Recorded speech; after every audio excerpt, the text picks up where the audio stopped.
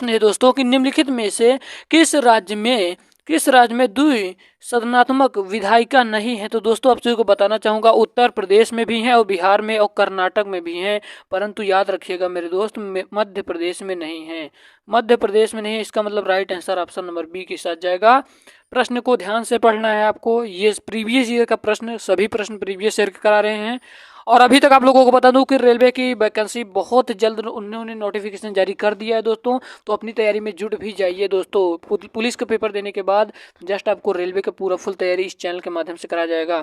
तो हम लोग चलते हैं अपने अगले प्रश्न की ओर। आपका अगला प्रश्न है, कह रहा है दोस्तों कि सरकारियां आयोग ने निम्नलिखित में से किसके संबंध में संस्तुतियां की थी। तो दोस्तों याद रखिएगा, इसका जो राइट आंसर हो जाएगा ऑप्शन नंबर बी वाला, केंद्र राज्य संबंध। हम लोग जल्दी जल्दी प्रश्नों को करेंगे ताकि हमारे वीडियो ज्यादा से ज्यादा 15 मिनट के अंदर आप लोगों को कंप्लीट हो जाए प्रैक्टिस सेट, जिससे आपका समय बचेगा। हम लोग चलते हैं अपने तीसरे नंबर के प्रश्न को। जल्दी से इसका आंसर बताया कि न्यायिक पूर्वालोकन की व्यवस्था है, न्यायिक पूर्वालोकन की व्यवस्था ये कहाँ से लिया गया है। तो दोस्तों याद रखिएगा, ये यूएसए से लिया गया है।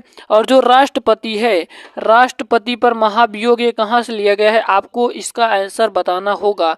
और राष्ट्रपति का पद दोस्तों ये कहाँ से लिया गया है, इसको भी आपको बताना होगा। देखते हैं हमारे कितने विद्यार्थी, कितने स्टूडेंट इसका जवाब दे पाते हैं।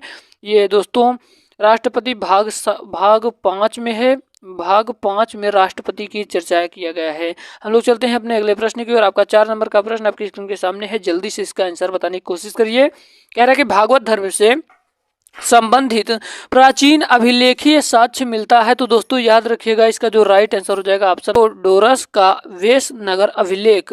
उम्मीद करता हूं ये 4 नंबर का प्रश्न बिल्कुल आसानी ढंग से समझ में होगा। हम लोग चलते हैं अपने 5 नंबर के प्रश्न की ओर, जल्दी से इसका आंसर बताने की कोशिश करिए कि अशोक का रुमिनय देई स्तंभ लेख संबंधित है। तो दोस्तों याद रखिएगा, ये संबंधित है किससे भैया, ये बुद्ध के जन्म से, ये बुद्ध के जन्म से संबंधित है। ऑप्शन नंबर ए वाला सही हो जाएगा। आशा करता हूं ये 5 नंबर का प्रश्न समझ में आया होगा। हम लोग चलते हैं अपने 6वें नंबर के प्रश्न की ओर। आपका 6वां नंबर का प्रश्न जस्ट आपकी स्क्रीन के सामने है, जल्दी से इसका आंसर बताने की कोशिश करिए।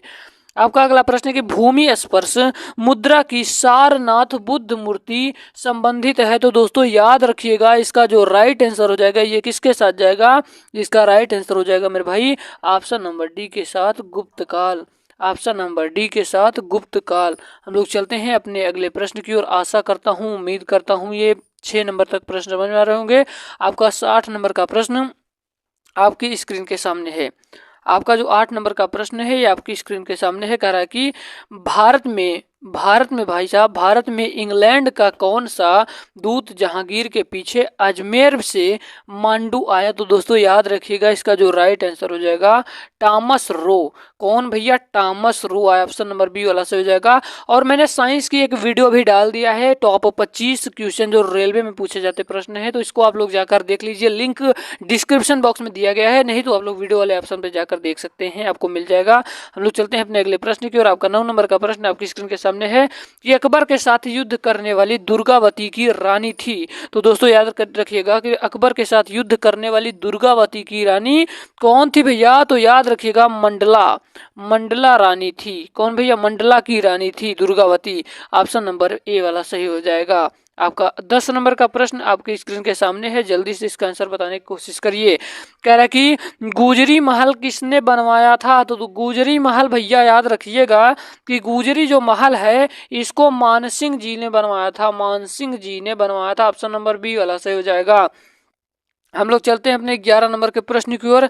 आपका 11 नंबर का प्रश्न दोस्तों भैया आपकी स्क्रीन के सामने है। आपका 10 नंबर का फिर से वही प्रश्न आपको रिपीट किया है मेरे भाई, आपको रिपीट किया है। अगला प्रश्न है कि भारत में ब्रह्म समाज की स्थापना किसने की थी। तो याद रखिएगा भैया, राजा राम मोहन राय जी ने किया था, राजा राम मोहन राय जी ने किया था। ऑप्शन नंबर बी वाला करेक्ट हो जाएगा। आशा करता हूँ, उम्मीद करता हूँ ये प्रश्न आप सभी के समझ में आया होगा।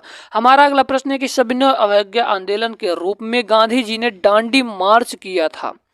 भैया सविनय अवज्ञा आंदोलन के रूप में गांधी जी ने दांडी मार्च किया था। तो भैया मेरे भाई याद रखिएगा, दांडी मार्च कब किया था। तो याद रखिएगा, ये बहुत महत्वपूर्ण प्रश्न है। तो याद रखिएगा 26 जनवरी 1930 को, 26 जनवरी 1930 को सॉरी दोस्तों, यहाँ पर क्या हो जाएगा इसका राइट आंसर? इसका राइट आंसर हो जाएगा 12 मार्च भाई, 12 मार्च होगा। 12 मार्च 1930 को सविनय अवज्ञा आंदोलन गांधी जी ने दांडी मार्च किया था। ऑप्शन नंबर सी वाला सही हो जाएगा। आशा करता हूँ 11 नंबर का प्रश्न आप सभी के समझ में आया होगा। अगर आपको कहीं भी डाउट लगता है दोस्तों तो आप कमेंट सेक्शन में कमेंट कर दीजिएगा, हम आपको फिर से इसके इस प्रश्नों का जवाब दे देंगे। अगर आप लोग अभी तक हमारे टेलीग्राम ग्रुप को नहीं ज्वाइन किया है तो जाकर आप लोग टेलीग्राम ग्रुप को ज्वाइन जरूर कर लीजिएगा, क्योंकि दोस्तों उसमें बताया जा रहे हर एक टॉपिक के पीडीएफ आपको वहां पे प्रोवाइड होंगे। आपका अगला प्रश्न आपकी स्क्रीन के सामने है, कह रहा है कि भारत के स्वतंत्रता आंदोलन के दौरान महात्मा गांधी द्वारा स्थापित साबरमती आश्रम किस नगर के बाहर स्थित है? तो मेरे भाई याद रखिएगा, इसका जो राइट आंसर हो जाएगा, इसका राइट आंसर अहमदाबाद होगा। 1915 ईस्वी में, 1915 ईस्वी में ऑप्शन नंबर बी वाला सही हो जाएगा। हम लोग चलते हैं अपने अगले प्रश्न की ओर। आपका अगला प्रश्न है कि स्वतंत्रता पूर्व अवधि में ब्रिटिश सरकार द्वारा भारत में आधुनिक शिक्षा के प्रसार का मुख्य उद्देश्य क्या था? तो दोस्तों याद रखिएगा, मुख्य उद्देश्य था छोटे प्रशासनिक पदों पर नियुक्ति हेतु शिक्षित भारतीयों की आवश्यकता ही इनका उद्देश्य था। यानी कि इसका जो राइट आंसर हो जाएगा ऑप्शन नंबर ए के साथ जाएगा। आपका 14 नंबर का प्रश्न आपकी स्क्रीन के सामने है, आजाद हिंद फौज का प्रथम सेनापति था। तो आजाद हिंद फौज का जो प्रथम सेनापति था मेरे भाई, वो कौन था? वो मोहन सिंह था, मोहन सिंह था। ऑप्शन नंबर ए के साथ जाएगा इसका राइट आंसर। आपका 15 नंबर का प्रश्न आपकी स्क्रीन के सामने है, कह रहा है कि केंद्रीय शुष्क क्षेत्र अनुसंधान अनुसंधान संस्थान यानी कि कजरी अवस्थित है, तो कहाँ पर अवस्थित है? तो दोस्तों याद रखिएगा, ये कहाँ पर, ये जोधपुर में स्थित है। जोधपुर कहाँ है भैया? जोधपुर राजस्थान में है, जोधपुर राजस्थान में है। आशा करता हूँ, उम्मीद करता हूँ ये 15 नंबर का प्रश्न समझ में आया होगा। आपका 16 नंबर का प्रश्न आपकी स्क्रीन के सामने है कि आजाद हिंद फौज का प्रथम सेनापति था। तो मेरे भाई याद रखिएगा, आजाद हिंद फौज का जो प्रथम सेनापति था ये था मोहन सिंह। मैंने बता दिया इन प्रश्नों का। हम लोग चलते हैं आपके अगले प्रश्न की ओर। आपका 15 नंबर का प्रश्न जस्ट आपकी स्क्रीन के सामने है, कह रहा है कि केंद्रीय शुष्क क्षेत्र अनुसंधान संस्थान कहाँ पर अवस्थित है? जोधपुर में स्थित है। यहाँ तक हमने कर लिया। 16 नंबर का प्रश्न आपकी स्क्रीन के सामने है, बताने की कोशिश करिए। कह रहा है कि दंड कार्यालय अवस्थित है, तो दंड कार्यालय अवस्थित है कहाँ पर अवस्थित है? तो याद रखिएगा, ये मेरे भाई छत्तीसगढ़ और उड़ीसा में स्थित है। छत्तीसगढ़ एवं उड़ीसा दोनों जगह में स्थित है। उम्मीद करता हूँ ये प्रश्न समझ में आया होगा। आपका 17 नंबर का प्रश्न कह रहा है कि हिमालय पर्यायवाची है, तो हिमालय जो पर्यायवाची है भैया, ये ट्रांस हिमालय का पर्यायवाची है। हिमालय पर्यायवाची है, ट्रांस हिमालय का। आपका 18 नंबर का प्रश्न है, देखते हैं हमारे कौन कौन विद्यार्थी इसका आंसर बता पाते हैं कि निम्नलिखित में से कौन सा बाघ आरक्षित क्षेत्र 2 राज्यों में विस्तृत है? तो दोस्तों याद रखिएगा, इसका जो राइट आंसर हो जाएगा वो हो जाएगा पेंच। ऑप्शन नंबर सी वाला करेक्ट हो जाएगा। आशा करता हूँ, उम्मीद करता हूँ ये प्रश्न बिल्कुल बेहतरीन ढंग से समझ में आया होगा। हमारा अगला प्रश्न आपको 19 नंबर का प्रश्न आपके जस्ट स्क्रीन के सामने है, कह रहा है कि संसार में टाइटेनियम का अग्रणी उत्पादक है। तो दोस्तों याद रखिएगा, संसार में टाइटेनियम का अग्रणी उत्पादक है, तो मेरे भाई याद रखिएगा, इसका जो राइट आंसर हो जाएगा ऑप्शन नंबर सी के साथ रूस हो जाएगा। हम लोग चलते हैं अपने 20 नंबर के प्रश्न की ओर। कह रहा है कि विश्व के सर्वाधिक व्यस्त पतन की उपाधि मिली है, तो दोस्तों याद रखिएगा, जो इसका राइट आंसर हो जाएगा ऑप्शन नंबर बी वाला न्यूयॉर्क को मिली है विश्व में सर्वाधिक व्यस्त पतन की उपाधि।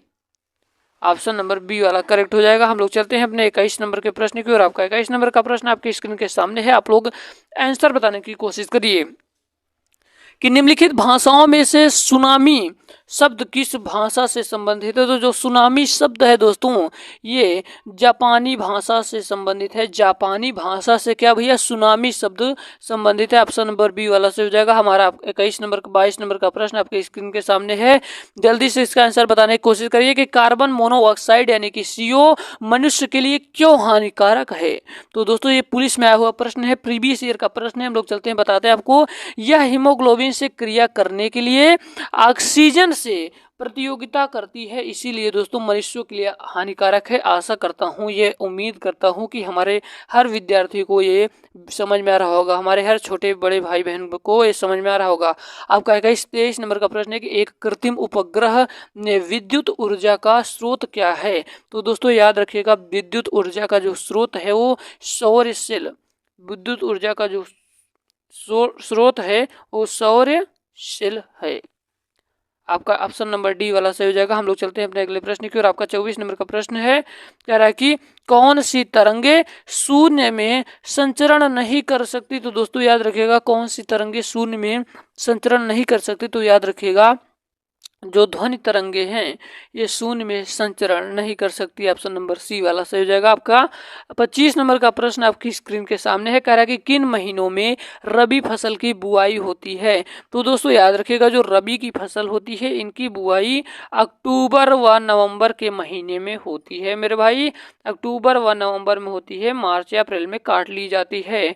ऑप्शन नंबर सी वाला सही हो जाएगा। उम्मीद करता हूँ ये प्रश्न समझ में होगा। आपका 26 नंबर का प्रश्न है कि हाइड्रोजन को जलाने से क्या बनेगा। तो हाइड्रोजन को जलाने से मेरे भाई क्या बनेगा, हाइड्रोजन को जलाने से पानी बनेगा। ऑप्शन नंबर डी वाला सही हो जाएगा। उम्मीद करता हूँ ये प्रश्न बिल्कुल बेहतरीन ढंग से समझ में आ रहा होगा। आपका 27 नंबर का प्रश्न है कि एस्पिरिन कहाँ से मिलती है। तो जो एस्पिरिन है दोस्तों, ये कहाँ से मिलती है। तो याद रखिएगा, ये एक पेड़ से मिलती है। ऑप्शन नंबर सी वाला सही हो जाएगा। 29 नंबर का प्रश्न कह रहा है कि शक्कर के किण्वन से क्या बनता है। तो शक्कर के किण्वन से क्या बनता है मेरे भाई, इथाइल अल्कोहल बनता है, इथाइल अल्कोहल बनता है। आशा करता हूँ, उम्मीद करता हूँ ये प्रश्न समझ में आया होगा। आपका right answer option number A के साथ जाएगा। 30 नंबर का प्रश्न जस्ट आपकी स्क्रीन के सामने है कि निम्न वाक्यांश के लिए एक शब्द लिखिए जो आप अपने काम की जिम्मेदारी संभाले। वो कौन होता है दोस्तों। तो वो कौन होता है, वो होता है कौन भैया, उत्तरदायी होता है। जो निम्न वाक्यांशों के लिए एक शब्द लिखिए जो अपने काम की जिम्मेदारी संभाले, वो कौन होता है। तो दोस्तों याद रखिएगा, उत्तरदायी होता है। अपना अगला प्रश्न है 31 नंबर का, निम्न में से शुद्ध वाक्य छाटिए। ये हिंदी के प्रश्न चल रहे हैं, तो इसका राइट आंसर हो जाएगा, उसने गुरु जी के चरणों में सिर झुकाया। यही राइट आंसर होगा। अब इसके बाद हम लोग करेंगे हिंदी का प्रैक्टिस सेट। तो दोस्तों बने रहिएगा। इस वीडियो के बाद करते हैं, जस्ट तुरंत मिलते हैं एक नए वीडियो और धमाकेदार वीडियो के साथ। तब तक के लिए जय हिंद, वंदे मातरम, मेरा भारत महान।